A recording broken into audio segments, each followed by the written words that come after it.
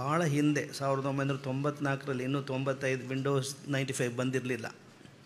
ಆವಾಗಲೇ DOS ಪ್ಲ್ಯಾಟ್ಫಾರ್ಮ್ನಲ್ಲಿ D base ಮತ್ತು clipper ಬಳಸ್ಕೊಂಡು ನಾವು ಮಾಡಿದಂಥ ಸಾಫ್ಟ್ವೇರ್ ಎರಡು. ಒಂದು ಪಾಣಿನಿ ಅಷ್ಟಾಧ್ಯಾಯಿ, ಅದರ ಬಗ್ಗೆ ಇಲ್ಲಿ ವಿವರಿಸ್ಲಿಕ್ಕೆ ಹೋಗಲ್ಲ, ವಚನಗಳ ಮೇಲೆ ಮಾಡಿದ್ವಿ. ಆಗ ಕಂಪ್ಯೂಟರ್ ಜ್ಞಾನ ಭಾಳ ಜನಕ್ಕೆ ಇರಲಿಲ್ಲ, ಬಳಕೆಯಲ್ಲೂ ಇರಲಿಲ್ಲ. ಈಗ ಮೊಬೈಲ್ ಹೆಚ್ಚು ಬಳಕೆಯಲ್ಲಿರೋದ್ರಿಂದ ಕಳೆದ ವರ್ಷ ನಾವು ಅಧಿಕೃತವಾಗಿ ಅದರ ಶಿವಶರಣರ ವಚನ ಸಂಪುಟ ಅನ್ನುವ ಒಂದು ವಚನ ಆ್ಯಪನ್ನು ಸ್ಯಾನ್ ಫ್ರಾನ್ಸಿಸ್ಕೋದಲ್ಲಿ ಬಿಡುಗಡೆ ಮಾಡಿದ್ದು ಆಗಸ್ಟ್ 1.